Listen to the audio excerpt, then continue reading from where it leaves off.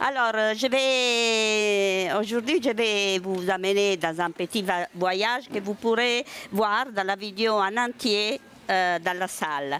Le travail que je vais présenter, j'espère d'arriver à vous montrer comment on a essayé de rendre spectaculaire les Alpes au début de 1900. Et c'est un travail qui s'encadre dans un vieux projet, disons. C'est le projet Viaticalp qui a été créé ici à l'Université de Lausanne par Claude Reichler et moi-même en 2004. Donc ça fait déjà plus de 20 ans. Et nous voulons étudier la fonction des images, des illustrations plutôt, dans les récits anciens des voyages dans les Alpes.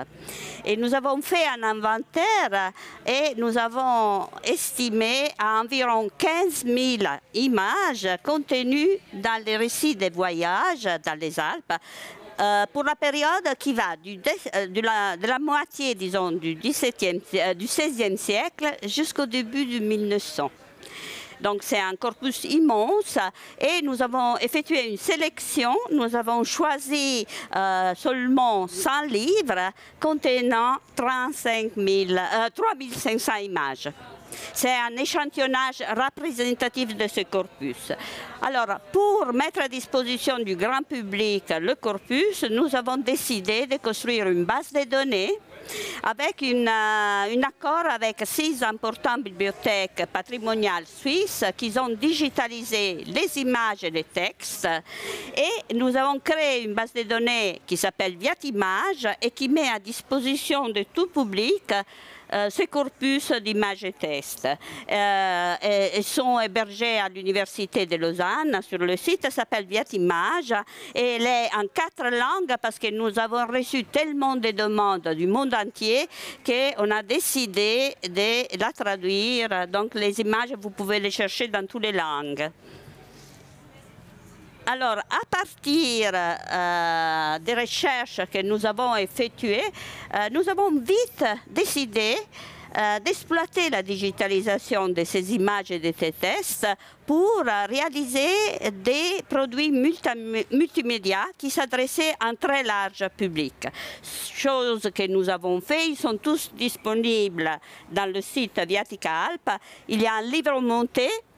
Il y a une application et un site, devenu ensuite un site internet qui s'appelle Wonder Alp. On l'a appelé comme ça, c'est un peu un nom n'est pas très significatif, les merveilles des Alpes, qui reconstituait en quelque sorte un cabinet de curiosité qui était très répandu chez les savants du XVIIe et du XVIIIe siècle. Il est aussi en 3 langues. Plus récemment, j'ai réalisé une exposition virtuelle consacrée au voyage stéréoscopique. C'est le thème que je vais aborder aujourd'hui. Et nous avons également réalisé aussi avec nos étudiants des vidéos, des cours vidéo. Et le dernier de ces vidéos que j'ai réalisé il y a peu de temps s'appelle Les Alpes en 3D. Vous pouvez le voir en entier. C'est un film un peu plus long et c'est un peu l'objet de ma conférence. Alors, commençons. Alors, la photographie stéréoscopique. Vous avez ici un coffret original. Une photographie stéréoscopique, c'est ça. Hein, vous voyez, il y a 2 images. Elle se base sur la vision binoculaire humaine, c'est-à-dire la capacité de notre cerveau de fusionner les 2 images perçues par nos yeux. Vous voyez, les yeux sont distanciés d'environ 65 mm, les pupilles. Et nous recevons 2 images qui ne sont pas égales. Elles sont horizontalement un peu différentes, mais notre cortex cérébral les fusionne pour nous restituer une image en relief. Ça, c'est la vision binoculaire humaine. Et ces procédés étaient connus, étudiés, mais c'est vraiment compliqué comme mécanisme. Mais le mécanisme lui-même a pu être reproduit seulement en 1838 grâce à l'invention d'un instrument optique, le stéréoscope qui est ici. Alors, il a été inventé d'abord en 1838 par un savant anglais, Charles Weston. Vous le voyez ici, il était composé par 2 miroirs à d'angle droit. Mais ce stéréoscope permettait au début de voir seulement des dessins stéréoscopiques. Mais nous savons que dans les mêmes années naît la photographie. Et donc, on commence aussi à faire des photographies stéréoscopiques. Et c'est en 1849 qu'un autre savant écossais, cette fois Dave Brewster, va inventer un autre stéréoscope, lenticulaire cette fois, c'est-à-dire composé de 2 lentilles prismatiques. Et ce stéréoscope va permettre de voir aussi des photographies stéréoscopiques. À partir de là, des centaines de modèles ont été créés, évidemment, c'est le grand marché, mais le plus répandu est celui-ci, créé par un autre savant américain, cette fois, Oliver Wendell Holmes, qui décide, passionné de stéréoscopie, qui veut que la stéréoscopie puisse être diffusée au plus grand nombre de personnes possible. Alors, qu'est-ce qu'il fait? Il va inventer un stéréoscope beaucoup plus simple, très économique, vous le voyez là en bois, qui ne va même pas breveter, parce que tout le monde brevetait, évidemment c'était une affaire, et il va breveter, non breveter ce modèle qui est après repris par beaucoup d'autres constructeurs, et vous en avez un exemple ici, c'est le même type de stéréoscope. Alors, l'âge d'or de la stéréoscopie par convention date de 1851, car à ce moment s'ouvre à Londres la première exposition universelle de l'histoire. Vous savez que l'exposition universelle sert à présenter les nouveautés technologiques de l'industrie. Et Dave Brewster va présenter son stéréoscope avec des vues stéréoscopiques qui vont susciter l'enthousiasme de qui? De la reine Victoria. Et à partir de ce moment, c'est le grand succès du stéréoscope. Et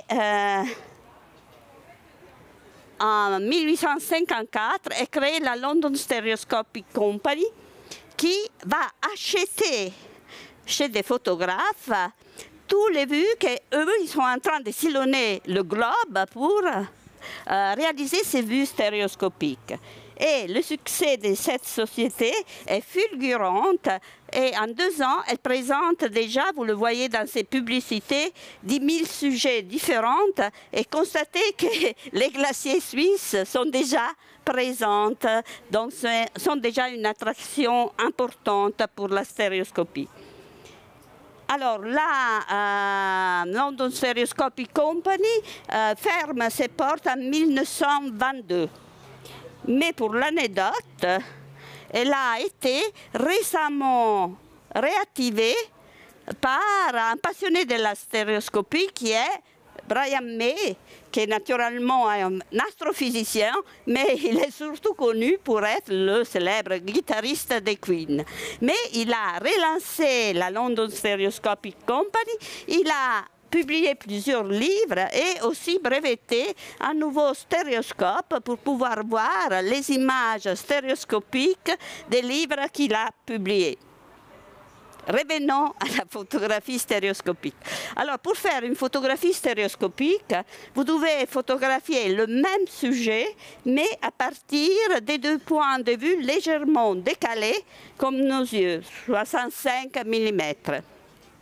Ensuite, en regardant avec un stéréoscope comme celui-là, la photographie, vous pourrez voir les images en 3D. Après, vous pouvez les tester, hein, je les ai amenés exprès. Alors, dans cette présentation et dans la vidéo qui est projetée ici, j'utilise une autre technique qui est celle des anaglyphes. Elle a aussi été inventée à la fin du 19e siècle. Alors, pour faire une image anaglyphe, vous prenez une couple d'images stéréoscopiques, vous les surposez en les filtrant avec du bleu, ou du cyan, disons, et du rouge. Ensuite, avec les lunettes que je vous ai... Non, non, non, là vous ne la voyez pas.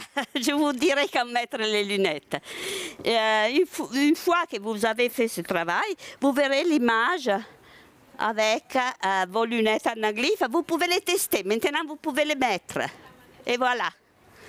Vous pouvez voir en 3D, j'espère que tout le monde voit ça, le beau daguerreotype stéréoscopique d'Antoine Claudet qui met en scène une leçon de géographie.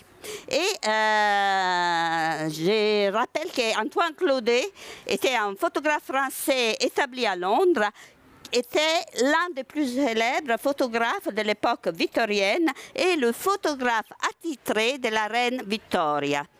Mais admirez cette autre image qui met en scène Bert Underwood, l'un des deux frères Underwood qui a créé la société Underwood et Underwood. Il se place tranquillement, disons tranquillement, sur un poutre au 18e étage d'un gratte-ciel de New York, la 5e avenue, près de la société qu'ils ont fondée. Et il est en train de photographier la ville avec une caméra binoculaire. Voilà, vous pouvez enlever les lunettes cette fois. En effet, à partir de 1860, la possibilité d'imprimer ces photographies sur papier albuminé et de les coller sur des cartons va permettre de lancer une véritable industrie. Et en effet, Underwood et Underwood, qui était à l'époque la plus importante société américaine pour la vente des photographies stéréoscopiques, vendent 8 millions de photos stéréoscopiques par année, qui pour l'époque était vraiment un chiffre important, montre l'importance économique aussi de ce secteur. Alors, naturellement, les vues de tous les pays du monde sont l'un des sujets privilégiés par la photographie stéréoscopique. Et très rapidement, l'idée de lancer des voyages stéréoscopiques prend forme, non seulement en Angleterre, bien sûr, mais surtout en Amérique. Et c'est encore une fois un savant, vous vous rappelez Holmes, je vous disais, Holmes était un poète, écrivain, mais surtout était médecin, professeur de physiologie et anatomie à Harvard. Et passionné de stéréoscopie, il a écrit 3 articles visionnaires, je vous assure, je ne peux pas vous les raconter, mais ils sont visionnaires, dans lesquels il décrit les effets produits par la stéréoscopie, des effets qui ressemblent énormément à la réalité virtuelle d'aujourd'hui. Et il décrit également, dans sa collection, un voyage stéréoscopique outre-Atlantique. Et ces écrits ont sûrement influencé Underwood et Underwood qui, en 1900, vont breveter un système de voyage tout à fait original dénommé l'Underwood Travel System. Et ce système de voyage se propose non seulement de faire voyager dans le monde entier tout le monde, sans bouger de sa maison, mais également dans un but ouvertement pédagogique. C'est le brevet qui est, et je vais vous expliquer ce système. Alors, c'est un système, en effet, qui propose des voyages guidés pour permettre au plus large nombre de connaître le monde. Et en 10 ans, leur collection de voyages stéréoscopiques compte environ 90 coffrets. C'est des coffrets comme ceci, qui ont la forme de livres, vous les voyez, mais qui contiennent en réalité les vues stéréoscopiques qui sont accompagnées par des guides. Celui sur la Suisse est l'un des premiers.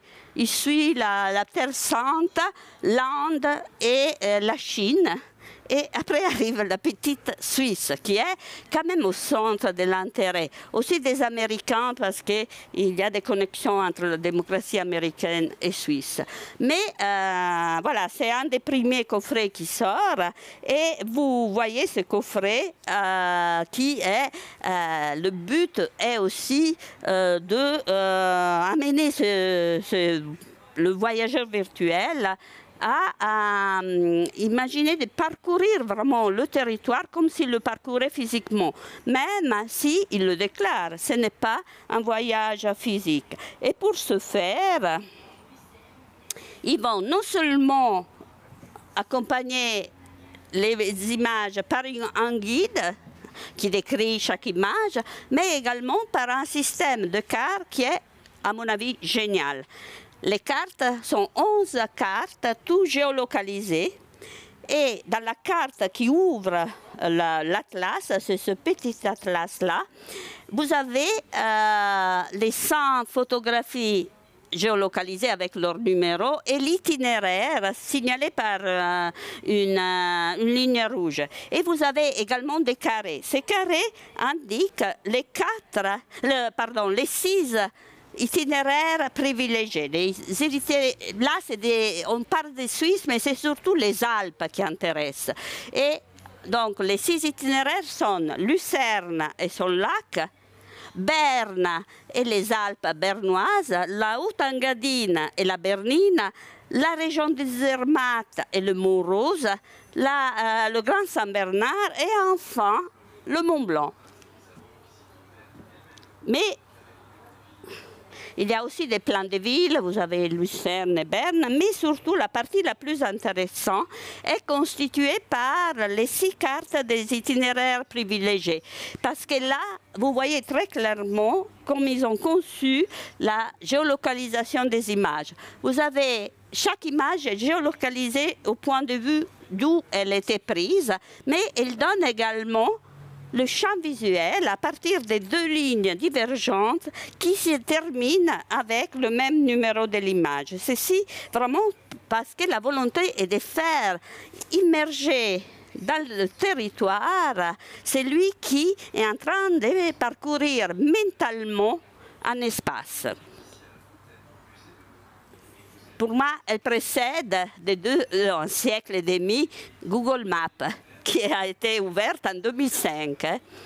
Mais vous voyez, c'est un système assez articulé. Vous avez le voyageur est impliqué dans ce parcours parce qu'il doit non seulement lire chaque fois la description des images qui fait 3 pages, mais également apprendre à se positionner dans l'espace. On lui conseille même de positionner son corps en fonction du champ visuel. Donc de changer chaque fois l'orientation de son corps avant évidemment d'utiliser le stéréoscope pour voir l'image en 3D. Alors, pour vous permettre maintenant de voir la complexité, vous pouvez mettre les lunettes. Je vous amène dans un parcours, j'ai pris un extrait de la vidéo, je vous amène dans un parcours en vallée, dans le sud des Alpes bernoises et ensuite vers Zermatt.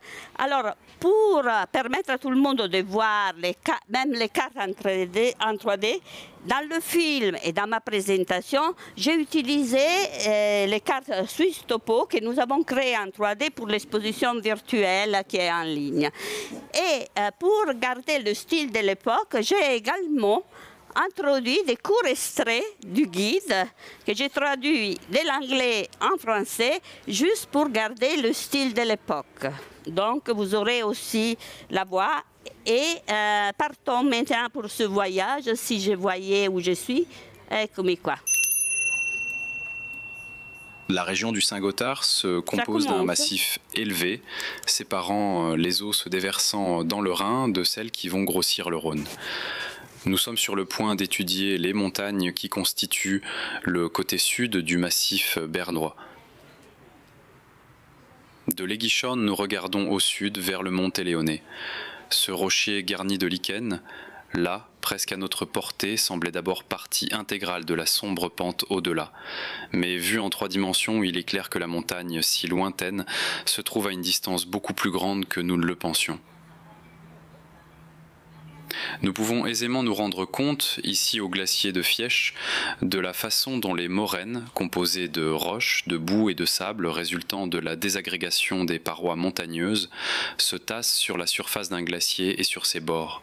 Remarquez comme ce glacier, tout le long de sa course tortueuse à l'ombre des montagnes, offre une arête sombre, pareille à un ruban déroulé. Ce glacier se termine un peu au-dessous et à droite du point où nous sommes, et ces masses, à mesure qu'elles fondent, sont emportées par un ruisseau de montagne vers le Rhône. Si nous ne savions pas déjà combien les distances sont décevantes dans ces parages, nous croirions que ce glacier d'Aletsch n'est large que de 3/4 de kilomètre, y compris le petit étang que nous voyons sur ce versant, là où la glace s'est rompue. En fait, il y a au moins 2,25 km de notre position au pied de l'Olmenhorn, dont la masse si noire se dresse sur les cieux. Nous pouvons ici nous rendre compte de ce qu'est l'intérieur des crevasses bordant du glacier d'Aletsch.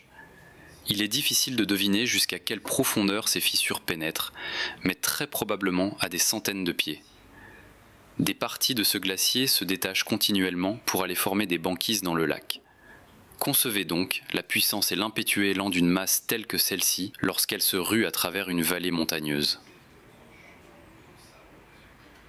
Cette masse de glace de l'Aletsch est trompeuse, mais quand nous pensons aux crevasses que nous avons entrevues sur les bords du lac de Marie-Hélène, nous sommes forcés de convenir que, même ici, il nous faut le concours d'un guide expérimenté et un équipement soigneusement assorti de cordes, d'alpenstock et de piolets.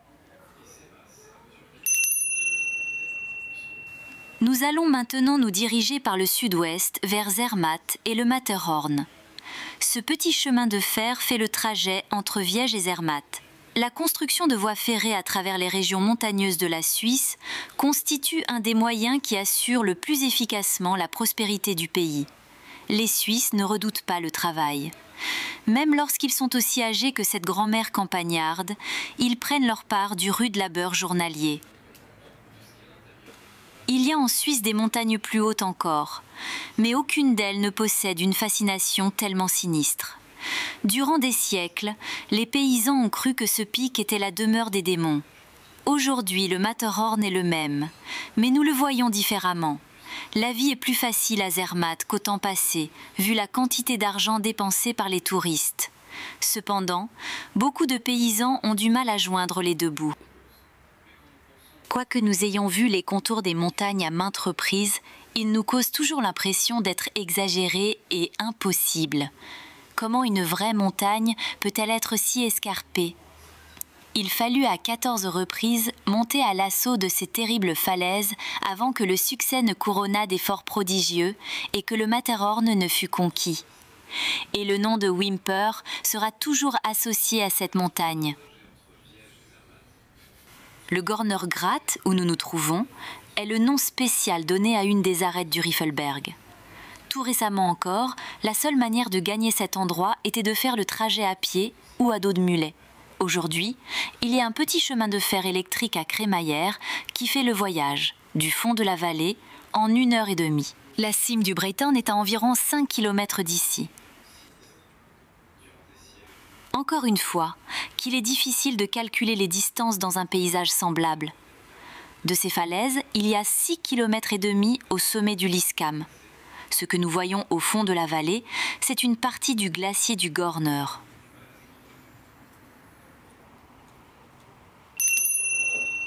Revenons. Vous pouvez enlever vos lunettes. Alors, bien sûr, le but commercial était prioritaire, mais il ne faut pas oublier que déjà dans le brevet, la partie pédagogique était très importante, était fondamentale, et en effet, ces coffrets étaient vendus non seulement au privé via du porte-à-porte, mais également à beaucoup d'institutions culturelles, à des bibliothèques qui faisaient un large usage et aux écoles, surtout aux écoles. Et ceci, surtout à partir de 1911, lorsque Underwood et Underwood décident de se consacrer seulement à la photographie de presse et commencent à vendre son stock de photographies stéréoscopiques à son rival principal, Keystone View Echo, qui continue à utiliser ses voyages, mais accentue l'aspect pédagogique, car dans ces années, en Amérique, les nouvelles théories pédagogiques donnent une place centrale à le visuel. Et donc, ils achètent énormément de vues stéréoscopiques à cause de ça. Alors, la plupart des auteurs des grids sont des enseignants et des professeurs universitaires renommés. Et parmi ces auteurs, il y a une seule femme, Mabel Sarah Emery, qui est une pédagogue américaine qui, d'après mes recherches, n'a jamais voyagé en Suisse.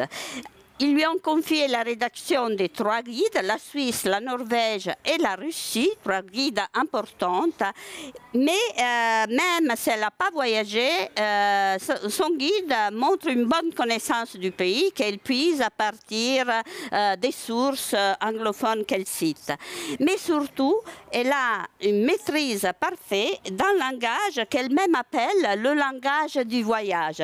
Je ne sais pas si vous avez écouté, mais tout le guide est à la première personne plurielle. Nous, nous, nous. Et pour simuler le mouvement, elle utilise nous allons, nous avançons et de façon analogue pour diriger le regard. Elle utilise des expressions à nos pieds, etc. Donc elle simule vraiment d'être sur place à côté du voyageur. On est vraiment dans le virtuel, même dans le langage. Et je vous montre un autre petit extrait. Vous pouvez mettre vos lunettes parce que maintenant on quitte la Suisse et on va où? Au Mont Blanc. On va escalader le Mont Blanc. Oh, Santa Polenta. Je vais retrouver. Hein. Qu'est-ce que j'ai fait? J'ai bougé trop. On va sur le Mont Blanc. OK. Ah. Je ne vois pas mon... Attends. Hein. Qui m'aide? Attends, hein. Hop là. Oh. Pardon, hein. J'ai fait une bêtise. De divers points de Genève, on aperçoit au loin, à l'est, le Mont Blanc, énorme et éblouissant sous son manteau de neige. Il est en territoire français. Cependant, un voyage en Suisse ne serait pas complet si nous ne voyions de près le plus fameux de tous les sommets alpins. Rendons-nous donc de Genève au petit village de Chamonix, situé tout au pied de la montagne. Nous allons commencer notre ascension au Mont Blanc en passant par le glacier du Bosson. Des 2 côtés du chemin se trouvent les éléments de toutes sortes de catastrophes. Les trous et les fissures que nous voyons ont une profondeur énorme. Voyez comme nos guides prennent toutes les précautions contre le danger d'une chute individuelle. La règle est de ne tenir la corde ni trop relâchée, ni trop tenue. Les hommes munissent leurs semelles de clous pour ne pas glisser et leurs alpenstocks leur sont indispensables. Nous ne sommes qu'à 2 km des Grands Mulets que nous avons sur notre gauche, mais on ne peut avancer que lentement à travers les crevasses profondes du glacier de Bosson. Les rochers que nous apercevons en face de nous sont les pics des contreforts qui flanquent la montagne. Il fait chaud à présent. 2 des guides ont quitté leur par-dessus et cheminent comme s'ils traversaient un gazon desséché par le soleil au lieu d'un trottoir de glace d'une épaisseur de 200 à 300 mètres. Les masques qu'ils portent pour se protéger contre l'éclat de la neige ne sont certainement pas artistiques, mais ils évitent de grands dangers aux yeux car la réverbération est totalement aveuglante. La nuit est proche et nous allons la passer au refuge des Grands Mulets. Nous nous trouvons à l'observatoire Janssen, le point le plus élevé de toute l'Europe. Le bâtiment fut construit à Meudon, transportés via Chamonix jusqu'à cet endroit pour être reconstitués sur place et terminés en 1894. Avant que nous ne commencions notre descente par la route habituelle aux touristes qui passent par le glacier des Bossons, nos guides vont nous faire contourner ce déchirement effrayant du flanc de la montagne. Cependant, il arrive parfois qu'il faille descendre le long de murailles presque aussi effrayantes que celle-ci. Revenus à Chamonix, nous partons vers l'est pour faire une excursion fort agréable au Montanvert. Presque au centre de la carte, nous trouvons la mer de glace et les nombreux glaciers qui en dépendent. Nous sommes ici au Montanvert. Nous avons devant les yeux le plus célèbre de tous les glaciers des Alpes et nous pouvons à présent comprendre pourquoi on l'a appelé mer de glace. Ces masses écumeuses, ces crêtes, ces volutes là-bas, ne ressemblent-elles pas à des vagues lancées à l'assaut d'une falaise et qui auraient été tout à coup cristallisées par le coup de baguette d'une fée?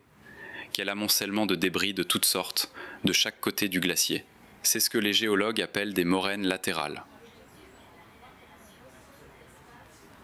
Nous sommes au lieu-dit Le Chapeau. D'ici, regardons le Montanvert à droite. La dent du géant se détache, pareille à une gigantesque cheminée, au-dessus de l'extrémité supérieure des glaciers, et l'aiguille des Grands Charmoz s'élève, puissante et pointue, en face de nous. Dans cette auberge, le touriste se repose en paix, mais là-haut sur les aiguilles, même pas un aigle ne trouve la place pour son nid. Nous ne pouvons pas imaginer ce que les siècles feront dans cette vallée, usant les pics acérés, aplanant les falaises abruptes. Ainsi, contentons-nous d'admirer le spectacle devant nos yeux. N'est-il pas sublime? Et voilà, enlevez vos lunettes. Alors voilà, le stéréoscope aujourd'hui est souvent considéré l'ancêtre de la réalité virtuelle. Et donc je vais vite terminer et je voulais quand même faire un bref rappel de la fortune de ces voyages virtuels depuis le stéréoscope.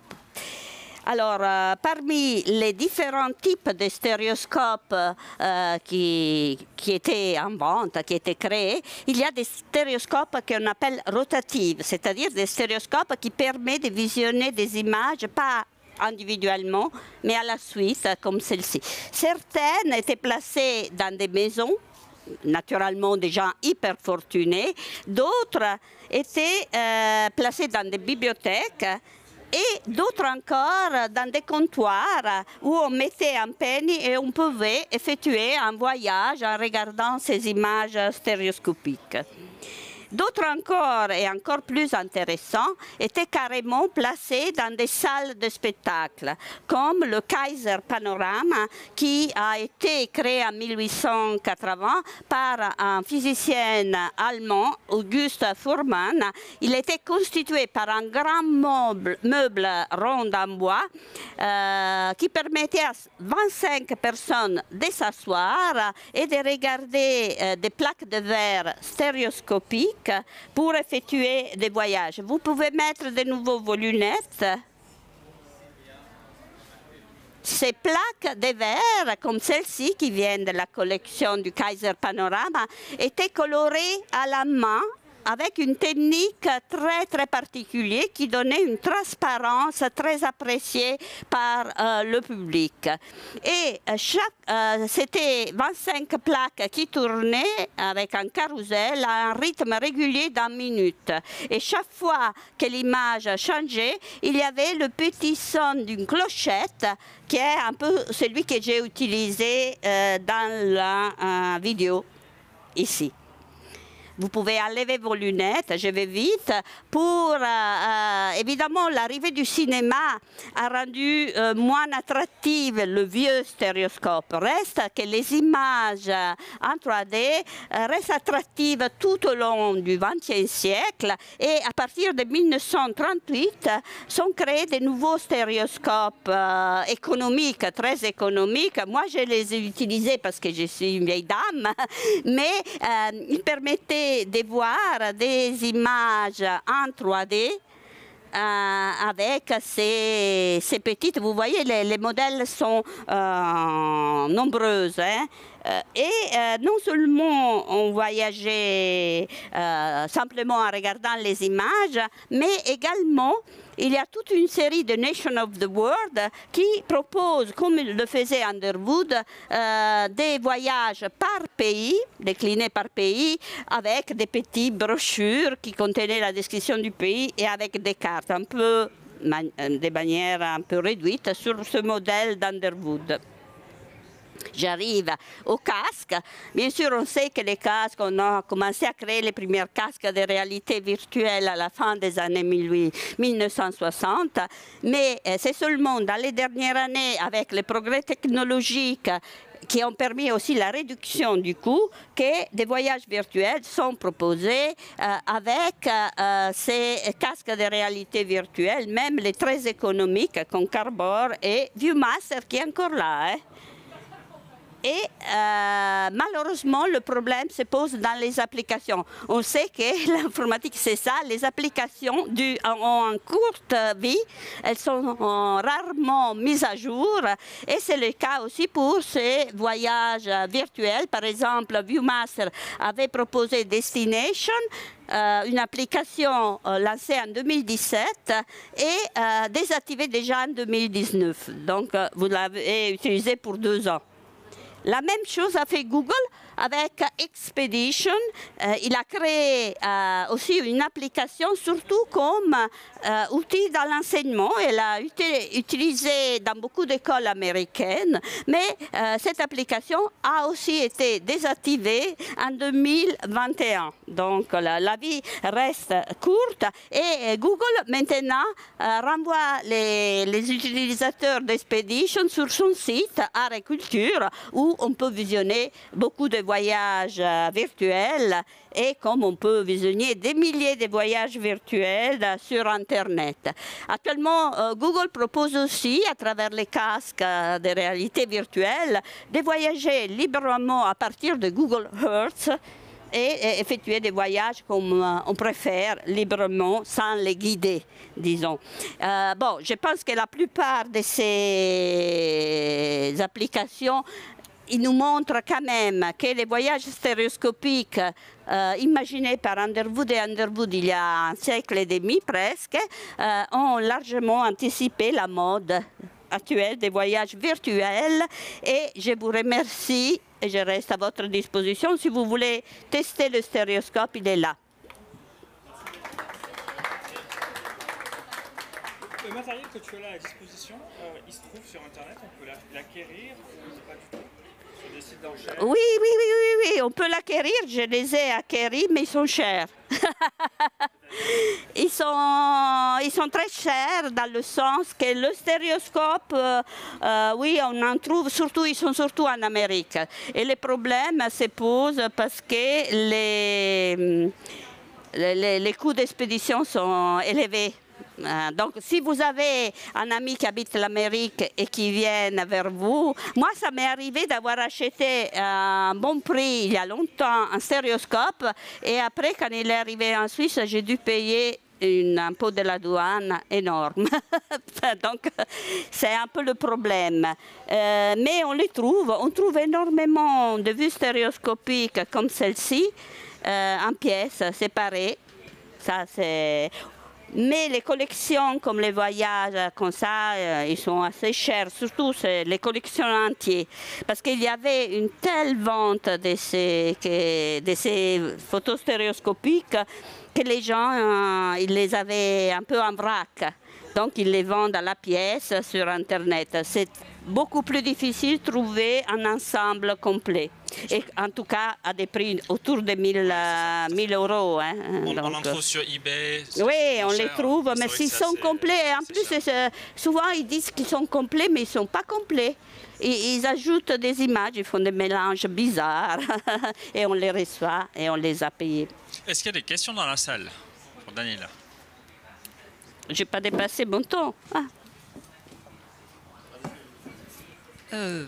Est-ce qu'on m'entend correctement?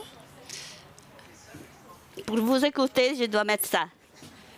Oui, j'ai été intéressée en particulier par la manière dont cette personne, dont j'ai pas retenu le nom, a rédigé son guide, c'est-à-dire le vocabulaire,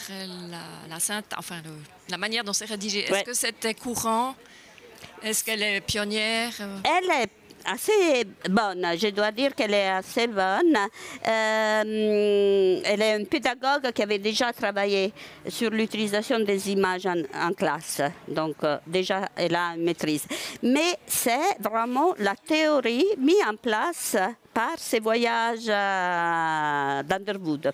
C'est-à-dire qu'il donne des lignes directrices à tous les auteurs pour qu'ils utilisent ce type de langage. Parce que l'idée, c'est vraiment de renforcer la sensation d'immersion dans l'espace visualisé. Les frères Underwood n'ont absolument pas envie que leur voyage se présente comme des illusions optiques. Leur but est vraiment celui du virtuel, d'imaginer que les personnes puissent se plonger dans l'espace comme s'ils parcouraient vraiment. Et le langage a sa fonction. Donc il faut que la personne, le voyageur, imagine qu'il a à ses côtés un guide. Tous les voyages, les guides des voyages d'Underwood sont rédigés à la première personne plurielle, le nous. Après, bon, il y en a qui sont plus ou moins bons dans la rédaction, mais en général, c'est des professeurs universitaires, des spécialistes des pays, des archéologues pour l'Égypte. Ils vont prendre, et des fois des journalistes parce qu'ils couvrent aussi des grands événements, les guerres par exemple. Ils couvrent des événements aussi, à part les voyages. Mais c'est un langage établi pour ce type de voyage, vraiment c'est un peu comme la géolocalisation des cartes. C'est vraiment une idée des voyages virtuels, mais vraiment, c'est les seuls qui ont vraiment créé cet ensemble interconnecté, images, textes et cartes. C'est les seuls, je ne connais pas d'autres qui ont su faire un travail pareil. Aujourd'hui, c'est étonnant. Parce qu'on n'a pas besoin d'électricité, ni de l'AI. On a tout. À part, une fois acheté, on peut le voir pendant 200 ans. Hein. Ce n'est pas comme les applications que deux ans après, ça ne marche plus. Daniela, comment a été perçue la Suisse en 1901 par le monde, notamment aux États-Unis? Par le monde. Par les États-Unis, la Suisse était un pays sœur. Parce qu'on est aussi à la fin du 19e siècle. Et la Suisse a un système démocratique. Donc, ils se voient comme des démocraties sœurs. Il y a tout un débat en Amérique à ce moment sur le référendum. Référendum qui est présent en Suisse déjà. Et plusieurs États américains vont adopter le référendum et également l'initiative populaire dans les mêmes années. Et souvent, dans le test, on voit ce type de vision de la Suisse comme un pays pris entre la modernité et la tradition. Ça, c'est vrai. On le voit aussi dans les images qu'ils choisissent. Ils parlent beaucoup aussi des transports, la Suisse, les ingénieurs suisses, mais aussi ce côté traditionnel.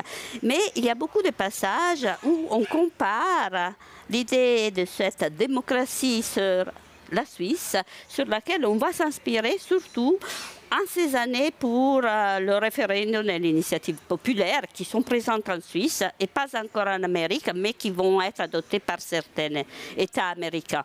Donc la Suisse et d'ailleurs, en tout cas la Suisse, c'est les années du tourisme grandissant en Suisse. Les infrastructures sont construites. La santé, parce qu'il y a la Suisse est considérée des sanatoriums, la santé, l'air des Alpes. La Suisse est en ce moment au centre de l'intérêt touristique. Tandis que le siècle avant, c'était l'Italie, le Grand Tour, etc. Là, on traversait les Alpes rapidement. Aujourd'hui, les Alpes, au 19e siècle, surtout la deuxième moitié du 19e siècle, la Suisse, c'est vraiment un pays important. Malgré sa petitesse, et si vous imaginez avec les 80 pays pour lesquels ils ont construit des voyages, c'est le 4e et ils viennent après des grands pays, disons. Donc la Suisse est importante à ce moment. Et pour les Américains, encore plus. Et on le sent dans le guide. Merci Daniela. Vous avez à disposition le matériel si vous voulez le voir. Si quelqu'un veut essayer, c'est pas évident. Hein. Et la prochaine conférence dans 10-15 minutes. Je dois dire que pas tout le monde peut voir avec le stéréoscope. Essayez, il y a le 5 ou 10% de la population qui n'arrive pas à voir la vision.